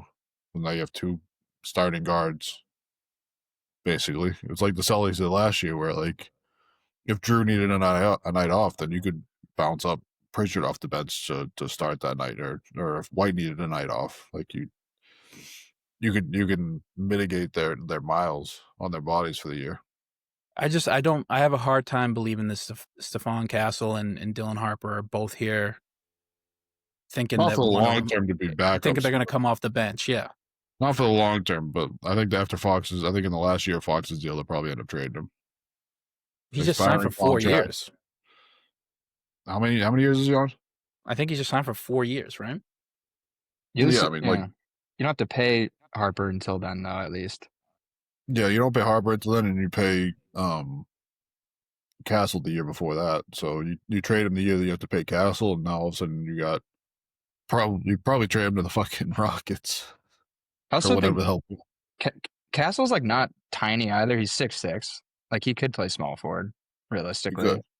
Like he's a big shooting guard, if anything. So I think there's a lane for it. And I also, like we're saying to the Sixers, like what a champagne problem to be like, oh, we have all these amazing like players, and Wemby is probably one of the more flexible players to build around too. So I mean, like you could do 3 guards and Cornet and Wemby. But now they find themselves in a spot where there's just so many dudes who do the same thing, kind of like, right. They could run all these lineups out, but what are they going to do with guys like Harrison Barnes, with guys like Keldon Johnson, with guys like Devin Vassell? Like these guys are here currently, and they're all competing for minutes. It seems like unless people are like the Oklahoma City Thunder, where they just accept the role, there's such a clear-cut linear, like your Kason Wallace could go be a number 3 option somewhere else, but he's going to be our 6th man here. Where there's just buy-in. It just seems they need to kind of consolidate it for the minutes, consolidate that talent, and just upgrade at a position here. And signing De'Aaron Fox to that contract kind of kneecaps you in that endeavor. But I don't know. It's a contract though too, and you figure Harrison Barnes, they're probably not going to re-sign Harrison Barnes. He's on an expiring $19 million deal. Huh? I think he's on an expiring $19 million deal. Oh, then they'll trade him this year. They'll let him walk because right now they don't need Harrison Barnes. Harrison Barnes he's always been like a really decent player. He was a really good player at one point, but at this stage in his career, like you have the young guys to fill in that role, and they need the minutes. Or you keep him and Fox for this year because you're gonna make the playoffs this year if Wemby's healthy, obviously. And then you have 2 guys who have playoff experience in Fox and they might even make the playoffs Fox without him. They're so deep. Yeah, so you might keep those guys around for the playoff experience to show the young guys what it's about, and then either let Barnes walk this offseason or sign and trade him, because I'm sure they probably have money on their books. Like most of their guys are on rookie deals. Or you trade Fox next year after the playoffs this year, see how it goes. Who would you like to see them get? Make a fake scenario trade off the top of your head. What does it feel like they need? I mean, they don't feel like they really need anything. Like we were just talking about, like they have a bunch of young guys who are all really good at Wemby. Like, could you get like a power forward to play with them? Like, I was gonna say, it feels like you need a number 1 power, like a power forward who can score, almost like a Karl Anthony Towns. Maybe get a Bam Adebayo to play off of him. I know I don't love his offense. He's not a scoring threat, but you have enough scoring threats around that you don't need his offense. And now you have like your 4 and your 5 can switch 1 through 5. That's pretty scary. What about Laurie? I was gonna say Lauri Markkanen sounds like a perfect Spur, and I just don't know that that's a big contract, right? That's 54 a year for Lauri. Like, who's going in that? Could you trade Fox and Barnes? Well, that's Combine the their money? thing. Do you like? That's what I'm saying. Like De'Aaron Fox, like I get it. He's movable. He's all these things. You could bring him. He's probably going to be an improvement for your guard situation as is. But they have such a plethora of riches. It's such a champagne problem for them. But yeah, I do think they need like a power forward wing that can be a 1B second option. Yeah. Maybe Franz? Maybe trade De'Aaron Fox for Franz? No, I don't do that. I probably don't do that from the Magic. I mean, they need guards. They need somebody to help get that offense going over there. They need more shooting. They need more spacing on offense. Franz They also need a guy who can shoot the ball from distance, and De'Aaron Fox isn't that. better than Franz, though. Not by much. Yeah, I don't know. I do think the Spurs it's a good problem for San Antonio fans. Like Wemby is just it doesn't really matter who you put around him. He's going to make that team really good if he can stay healthy. So If there's one Wemby's like a fucking.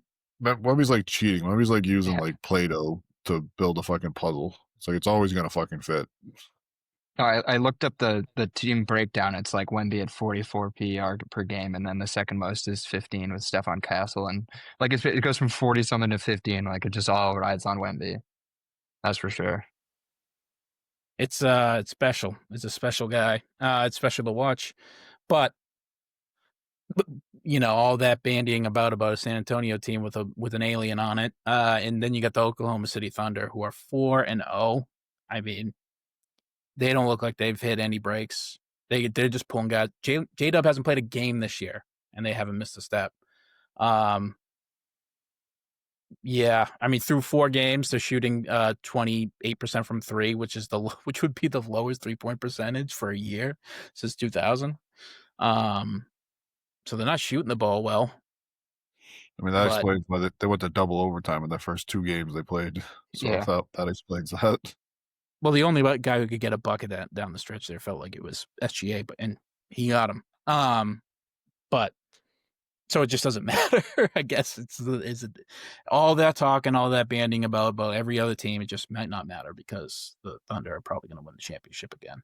Yeah, I'm pretty happy with my over pick. Yeah, I might win 70. I mean, how did they just pull like AJ Mitchell out of the second round? I don't know, man. It's like that is they might be the best developer of talent. They just might be. Yeah. And I feel like a lot of times if you have a really good team, your second round pick is going to look pretty good on that team too, because he's going in there to do one thing.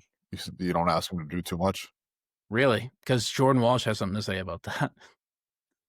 Pritchard does too, though. Yeah, Pritchard does too. Wasn't he late first? He's a first round pick. pick. Yeah. It's like 30. Jordan Walsh was a first round pick too. Yeah, he was, but he was like the 28th.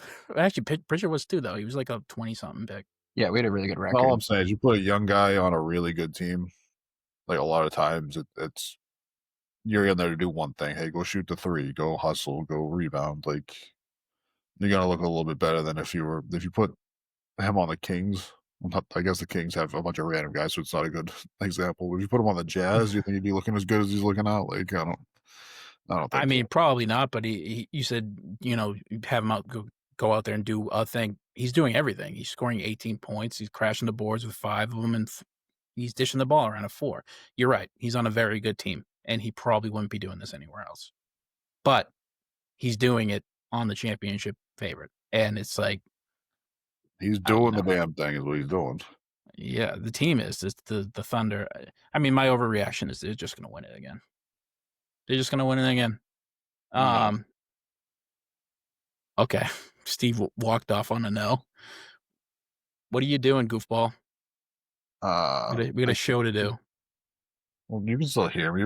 Nobody needs to fucking see me. Joe's better when they can't fucking see me. Speaking of not seeing things, Golden State Warriors 3-1. Unk ball working. Our guy, the cum bucket, Kuminga. He's actually getting some highlights and minutes. Who would have thought? Yeah, I mean, they're just Jimmy and Steph are playing good. I just don't know how well it's going to hold up over 82. None of us do. And Kuminga, if he continues this way, does he remain on the team or is he traded at the deadline? You gotta get traded. Really? Why? He's on a dirt cheap contracts, and you can get a shitload for him probably. And yeah, I think Curry just hates him. I have something about him. Yeah, Uh-huh. I know. Yeah, Kerr hates his guts. Like, it's crazy. I'm surprised he's even getting fucking minutes right now. And obviously the front office doesn't care for him. Spurs. You put Kuminga on the Spurs right now. Yeah. I mean, Kuminga for Harrison Barnes. Harrison Barnes goes back to Golden State. Nah. Those are bad guys. Yeah, I mean, they're shooting the shit out of the ball. First in 3-pointers made, second in 3-point percentage, and fourth in points per game. They're doing. Yeah, I mean, the way that team is built, I got that was assumed. Yeah. Yeah. They're gonna finish as the best team in California. That's my prediction. Rest of the way. They're gonna finish. Sorry, Kings fans. Think they're gonna finish better than the Clippers? Yeah. Yeah. The same thing that bothers them is that they think it's going to get the Clippers. It's old guys playing 82. Functioned. A team that is surprisingly up here, the Utah Jazz. Markkanen dropping 50. They're 2-1. Markkanen stay on the Jazz or do they move him? I mean, who else are they paying? Like, who else is good on that team at this point? You might as well mix them up with Debanza or Cambuz or whoever else you get, and maybe they can learn from him. The drafting hasn't sort of been going well for them anyways, so like what's the point of just keep going to the draft and that's they're just like getting high draft picks like every year, and then they just don't do anything with them. It's like I feel bad for whoever ends up there. They never put anybody around their draft picks. That the George kid has looked good though. Recent draft pick. Keontae, yeah. He's averaging like 20 and 9 or something. 20 and 10. What is the price tag, or who did the Boston Celtics send over for Walker Kessler midway through the season? Be realistic. For Walker Kessler, not for Laurie. I wouldn't want Laurie here full term. No, I'd want what Walker Kessler does more for the future. I mean, just assume a pick. Simons, a pick. Wow, Simons to go in with fucking what a team. I mean, they have to get something back, and like I'm not giving up Jalen. I'm not giving up Derek. I'm not giving up Peyton. Hugo Gonzalez in a first-round pick for Walker Kessler. I'm sending it. Send it to the league office. Yeah, go to that one. It'd probably be a trade that'd make us uncomfortable. That's for sure. Like as long as it's not somebody I truly care about. Hugo, you just haven't known you long enough. Sorry. Yeah, Utah. Denver, 2-1. Jokic chonky. What do we got? Jokic just was he averaging a triple-double this year already? Like, he's of course. Like, he could be as chonky as he wants. It's not going to matter. No, yeah, and it seemed like that it really only affected him that first game. Since then, he's like been pretty efficient, and I think like Steve's saying, he's averaging 20, 15, and 12. Pretty light. I mean, Aaron. That's actually statistically probably one of his worst fucking stat lines. Yeah, the points. 20. The points. He's averages like 30 a game. He's still doing the steals thing. He's averaging 2. Aaron Gordon had the most efficient 50-point game in NBA history. I think that's pretty good. That is pretty good. You know what's crazy? This team is going to roll. I think this team's winning the championship this year. My money's on Denver. Steve, 4th on that list was Jamal too, which is insane. I was like, damn. Really? Yeah, it was like top 5 most, and I was like, that another fucking Nuggets. It was like literally the all-time greatest. Was that one of the playoff games against Utah? I don't know. I remember it being one that he didn't hit any free throws or anything. That was the thing. Yeah, insane. No, I really think this team's going to beat Oklahoma City. We'll have to see. I mean, they might have to face the I just hope Spurs. for both teams to be just fully healthy so that we can see like the actual matchup for it. And I think that would be like the most fun series to watch because I think whoever comes out of the West is going to dog walk whoever comes out of the East. But whoever comes out of the East has any chance of beating Oklahoma City or Denver, or if things go right, I think that they're going to get smoked by San Antonio or Houston, or like if all the pieces fall correctly, the Clippers or the Lakers, I think would smoke them. Like there's like 6 teams I would pick to win over the Knicks or the Cavs, just out of the West. Interesting. And that's just off the top of my head. I'm not even really looking that deeply into the West. It's like, damn, you're down. You hate the Cavs. The Cavs are just such paper tigers. They're only going to win the East this year because their fucking biggest competition has Karl Anthony Towns as their fucking back. They won it last year. No, I mean they're going to go to the finals, win the East. Not like they're going to have the best record. They haven't even gotten out of the second round yet. Yeah, that's what I'm saying. Like the only reason why they're gonna do it this year is because like there's nobody else that's any good. I mean, Evan Mobley is. It's going to be interesting to see how he plays. He already does an eye on that team. He wants out. Maybe you try and get Mobley onto the Spurs. There's no fucking way. I'd trade everybody on the Cavs before I trade Mobley. Yeah, no kidding. There's no way. That's their fucking best player ridiculous. By far. Well, I mean, Donovan Mitchell's their best player, but I'd much rather what Mobley profiles to be. Mobley's and he's younger. The way Mobley's been playing, I don't know. Like, I mean, listen, it's a tough choice. There's 2 sides to the ball, and one of these guys is like the second best defender in the league. So, yeah, true. Well, he was the first last year. LA Clippers. No, he was second last year too. Who won Defensive Player of the Year? We all know Vic should have won it, but he just didn't have the games played to win it. It's a game about longevity, dude. Who can do it the longest and the most? Vic finished with like 100 more blocks than he did. He played like 30 less games. That's just so fucking stupid. Like, fuck them 65 games. Just give him the award. You might have a point. The Clippers, what the fuck is going on with the Clippers? I mean, it feels like they're dead. They're dead meat.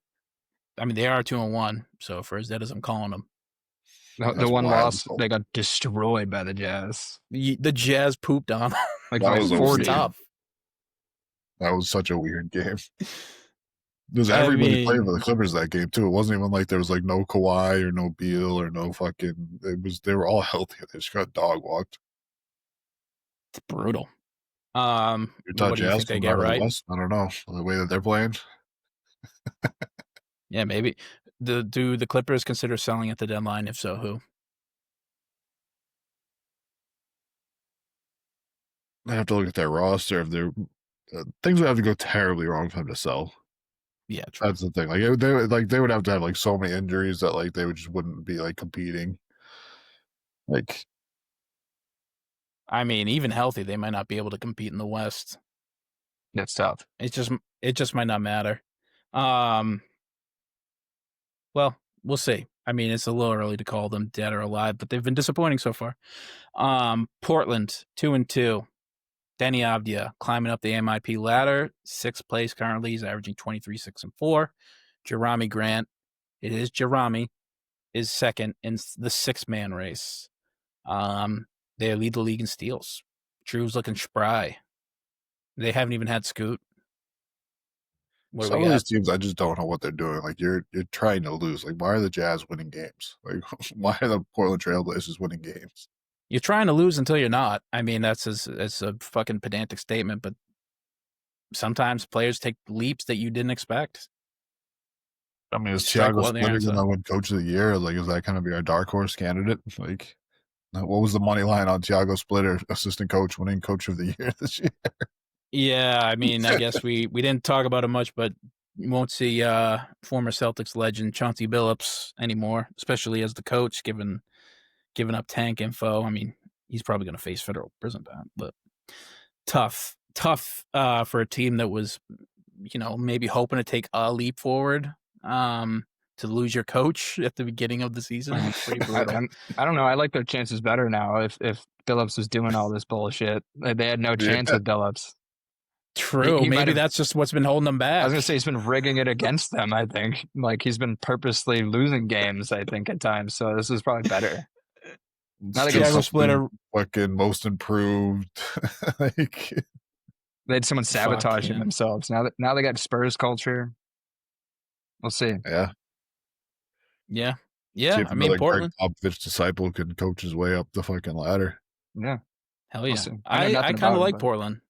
Yeah. I was kind of, isn't he Brazilian? Mhm. Yeah. Anyhow, moving on. Trailblazers. Tumani Nice start. Kamara. Keep it going. Mhm. Los Angeles Lakers 2-2. I mean, Luka was looking like MVP Luka when he was playing. He was a lot more active defensively. The body stuff kind of looked interesting. LeBron still hasn't played for them, and I think he's going to be another 3 more weeks. I think I saw that on Shams today. So he's, not playing this month, maybe in half of next month. And Luka's going to be missing time. He has a sprained finger or something like that. Well, I think he's missing this week. But yeah, a sprained finger, so that's going to be tough. Yeah, so they are like last night I saw that and they were still favorites over. Oh no, they were like 1.5 dogs, I guess, on the road in Portland, and I slammed Portland. Like, there's just no way. There's no way. Marcus Smart wasn't even playing, and DeAndre Ayton is brutal, but Austin Reeves is doing his hardest to keep that team competitive. He had a 50 burger the other day. I mean, and then who would have a had 40, fucking Austin Reeves 50 burger on their fucking bingo sheet for this year? It's the new NBA, dude. Your all NBA first team is like Wemby, Austin Reeves, Tyrese Maxey. It's like Boy, fuck. my But God. Giannis is still there too. He's the only remaining person. Sorry, he's getting edged out by Lauri Markkanen if he continues on this pace. It's fair. Yeah, no. It's Austin Reeves. He's on a contract year, so there's that. Is he a Laker full term? Does he re-sign up for the Lakers? Yeah, I think so. He's gonna get a max. Well, are they going to pay LeBron again? That's what it all comes down to. Like, is LeBron going to go back to the Lakers? If LeBron goes back to the Lakers, then maybe not Austin, because I don't know if you can have 3 max players. I think we And can DeAndre probably safely assume LeBron's not gonna come back. Is that I assume don't he know. is or isn't? Isn't. All right, if he's not coming back, then I think Reeves is definitely going to go back, because, I mean, you see the Does he work well with Luka? I don't know. Hey, he plays off ball great. He's a great shooter, secondary creator. He doesn't demand the yeah, but ball. he's He's not shooting like player. he's shooting like 57% on catch and shoot threes. Yeah, like he's a perfect fit for Luka. It wouldn't be good for defense, but that's Defensively, their Yeah. backcourt is going to be like Swiss cheese. Good thing they have DeAndre Ayton to clean up on the boards and defend the rim. talk about one of the more predictable things ever. We were all like, "Oh my god, I cannot wait for Lakers fans to experience the Ayton experience." And there you go. It happened literally immediately. I mean, it's bad.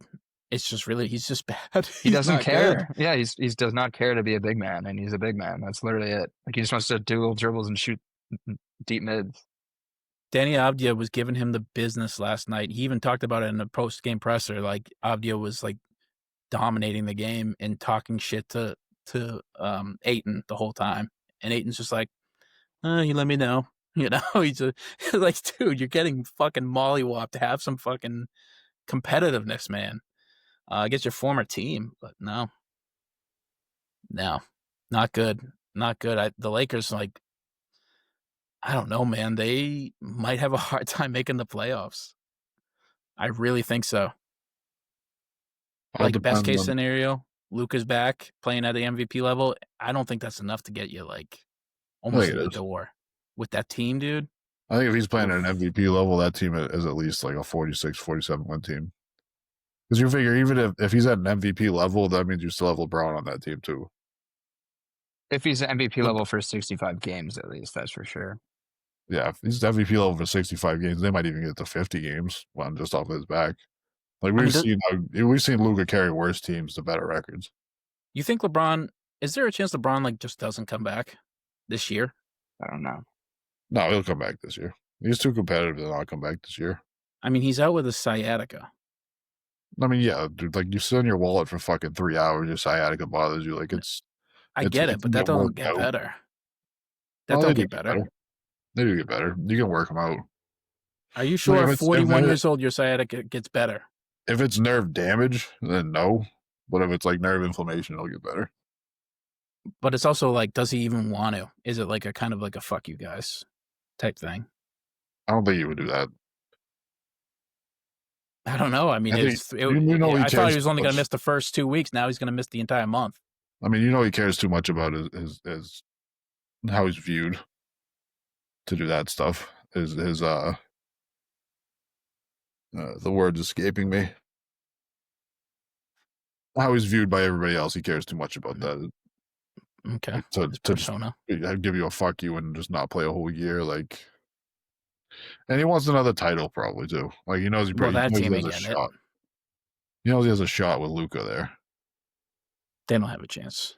Is it a better chance? I mean, yeah, I guess he probably thinks he has a chance, but they don't have a chance. Yeah, I mean, that's the thing. He has a better shot, I think, with Luka there than he did with AD. So, well, yeah, and he was might be the case. Busting his ass with AD over there, and then he gave the AD the, oh my god, I can't believe they traded you in the fucking group chat. Like he had no fuck was going on. Like the fuck out of here. Dude. Oh shit! What a fucking psycho LeBron is. Minnesota Timberwolves 2-2. Anthony Edwards is out for 3 to 4 weeks with a hamstring strain. Welcome to the tank, many Minnesota fans. Welcome to the tank. This is what I was telling the Minnesota fans. Like they want to get all fucking pissy about me saying it's a coin flip. It's like, all right, you guys are so top heavy that if one guy gets hurt, you guys are fucked. Dude, their guard situation is brutal. You have no guards. Like Mike Conley's your best bench player right now. Like you guys are fucked. They're fucking awful. Yeah, it's not good. That is not good. Not good. Yeah. I don't know. I got nothing for it. We thought they were going to be not that good. Houston Rockets 1-2. Point guard. They'll get right. They'll get right. Yeah, they'll be fine for the regular season. But yeah, like we saw in the first game, for the real matchups in the playoffs, they'll need to adjust. But yeah, they should win enough games, that's for sure. They're definitely gonna be buying a point guard at the deadline. I just who's it gonna be? Like I kind of like IQ. I kind of like IQ for them. It's like what do they have left to move? That's the problem. After you moved like so much for Durant, it's like what can you move at this point? For IQ, I don't know. Fucking figure it out. It probably is not that much. Colin Sexton's doing well in the Hornets. Fucking love that's a playoff team, Charlotte Hornets. Be careful with your tongue. I want to call a fucking Celtics so bad. What you said? What? I want to call Sexton on the Celtics so bad. He would have been nice. But no, alas, not meant to be. Dallas Mavericks 1-3. Cooper Flag, point guard. Maybe the Rockets should trade for him so he can play point guard for them. What's the asking price for him? I mean, he looks good. I mean, he does look good in a lot of his games, but sometimes he looks a little bit outmatched for what he's asked to do. I think last night, I don't think he even scored last night. Yeah, he had a tough game last night. Yeah, but there's talent there. You can just see it with him. Yeah, they're like asking him, like the Wemby experiment happened a few years in the league. Like kids trying it, like I meant not Wemby, the Giannis experiment. Like he's trying it like immediately, which is tough for Flag, that's for sure. Like he doesn't have any NBA instincts yet. Like not just to like add a tool. It's like you're just starting him at point guard, so it's not surprising. and they like we were saying, like they without Kyrie, they don't have much playmaking at all. So it's like not only is he starting there, but yeah, like it's a lot of responsibility for him when he's supposed to be a defensive focused guy. Like brutal game from him. Fucking 2 points, 2 rebounds, no assists, 2 steals, 1 of 9 from the field. I mean, they set him up for failure. They had to play him point guard against the fucking Thunder. Like, what the fuck are you doing, Jason Kidd? Like, there's other nights for him to learn this. Like, this is not the night for him to learn it. He's gonna have a hard time getting it past half court. Yeah, but that's the thing with them. It's him and D'Angelo Russell. And honestly, I'd probably try my chances with Flag over Russell at this point against the Thunder. But it's just, you're right. It's not. He's not set up to win. And once they get Kyrie back, they'll be a lot better. So I think they'll get right, and Cooper Flag will figure it out on the job because I believe in the talent. and he looks good. And besides everything else, and they definitely are one of the best, if not the best, defensive team in the league. Just in their front court is fucking filthy. Couldn't tell with Wemby out there. Wemby was treating AD like a welcome to the NBA moment. It was hilarious. And then it's the thing where it's just like, yeah, they'll be able to compete for a playoff spot, but they are not competing for anything else after that. There's just not. There's levels to this shit, and the top of the West. There's nobody competing with in the East that can even compete with the top of the West. And there's good teams in the East for sure. That's it. Anything else in the NBA before we? We're all rooting for Cooper. That's for sure. We want to see him get better and get these reps, but rooting for the better guy. Positions here. Come on. Yeah. That's all for me on the NBA. There's a lot of NBA chat, but it's great to be back. Yeah. So excited to be back. I love waking up in the morning, looking at fucking Twitter and seeing all the highlights every morning now. Oh, it's the best. I actually want to wrap this because I want to go watch some games. But I gotta eat too. NFL Week 8 review. Patriots 32-13. They handled the Browns at home. I was there. It wasn't close. I guess the thing that's kind of just jerk off about is Drake May is third in MVP odds. We're so back, baby. The Pats are back. Wait, congrats, Cody. You saw a win. Conference. Yeah, it's been a while since that's huge. You were cursed. I know. Their home record was 3-18 before yesterday, or before Sunday. It was brutal. They were like one of the worst home teams, and I was there for almost every single one of those losses. Brutal. And now it's no more. So I hope the rest of the NFL had their laughs. Laugh at the Patriots. The Empire's dead. But we're right back, baby. We're right back. I like that Drake May was fighting through some shit, too, because he got sacked 6 times in that game. So Myles Garrett set the Cleveland Brown record. Yeah. It's crazy. So, I mean, like, I want him on my team, man. What did he throw? 2 touchdowns or 3 touchdowns that game? Like, scrambled well, like, only coughed up the ball. He fumbled the ball once. He got it smacked out of his hand. Yeah, that was tough. I'd like to see him clean that up, but don't even hold that against him. You know, Myles Garrett's coming around clean like that. Like, you're kind of just fucked. Yeah, there was not much he could have done. He dealt well with the pressure, I felt like, for most of the game. I mean, he had that one pick where he just threw it right out that fucking guy, which was hilarious because after the game, he's like, I forgot he could jump. The guy made a great play though. He did jump like fucking. It was a good play. 40 inches in the air. Yeah, Pats are back, baby. Movies. Moving on to movies. We're doing it different.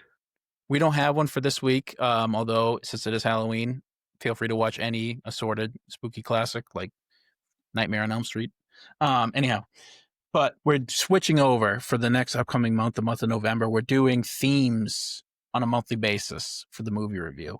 And for this month, the month of November's theme, we're doing basketball is back. Basketball returns. And Jacob, you have a movie pick for us that's very, very topical in the news, apropos of the time in the NBA discourse. Maybe a little on the nose, maybe a little bit of a hack choice, but it's a good movie nonetheless. So let's hear it. Uncut Gems. I'm excited to rewatch. Like Steve said, I haven't really seen it since it came out, but yeah, a lot of gambling, basketball, and corruption. Perfect. Adam Sandler, the Safdie Bros, Julia Fox, and Kevin Garnett in a sports gambling, and 2-hour anxiety attack. And Kevin Garnett, very much, he's. I didn't know he was such a method actor, but I guess he was. Uncut Gems. It's also got to be like Adam Sandler's like best acting, right? Like it's insane. Like it's pretty crazy. He was really good. Pretty crazy role for him, and to actually make me feel like you're saying, it was a 2-hour anxiety attack. Did you expect Adam Sandler to be able to pull that off? No, this was kind of like the rebirth of the Adam Sandler renaissance that we sort of were on for a bit. Yeah. This was kind of like the beginning of that. And then he also made the basketball movie with Juancho Hernan Gomez and Anthony Edwards. You know what I'm thinking next? I was going to say that's like definitely going to be a pick for us. Awesome. Got some weird fucking ones where you actually had some acting. Like you had Punch Drunk Love. He's a good actor. Oh yeah, That was yeah. like a good acting job by him. The was it Rain on Me? Was the one Over Me. Rain Over Me? He Rain just on Me is the music they played for like half the movie, which was really good. yeah, Adam just created a universe where he didn't have to act that hard, but he can. Dude, He like can, yeah. the jealousy in me for that man is like, dude, he just like, all right, I'm just gonna make multi-million-dollar movies with my friends. They're gonna all get paid. I'm gonna get paid. We're all gonna hang out and have a good time in like fucking Hawaii or some I shit. was gonna say, Sick. yeah. That's awesome. Let's just go take a 3-month vacation and like fucking Bora Bora and film a movie and call it something stupid. Yeah. Like 50 first dates. Hey, let's go hang out with fucking Drew Barrymore, like one of my friends in Hawaii. Bring all the rest of my friends with me. He did it again with Barrymore in Hawaii with the other one, the mix, what it blended or whatever or maybe that was Africa. Oh, that was like in Africa. Yeah, but did they make 2 of them? I don't know. Him and Drew Anyway, Barrymore Sandler 4 fucking movies together. Sandler has a great gig. He really did. We respect a comedic king like that who just is Prince money. So Uncut Jams, the Safety Bros. That is the choice for the movie theme. The movie this week, and the theme is basketball returns. Guys, this has been a good podcast. Let's go C's. Big game this week. Tough week of games for the C's. So let's keep the vibes up. Let's get that ball in the net. Just keep competing. Just keep giving it all. Make me not feel sad at the end of the night. Yeah. Tease me all the way till the end until you fucking lose. Like, please. Yeah. Just give it your best. That's what my dad would say. Just give it your best. You got to get to the dance. That's all you got to do. So go C's. Heal up JT, JB. Keep that ship rolling. Let's go, boys. Good luck on the haircut, JB. Love you, JT. Feel better. Bye. Bye. All right.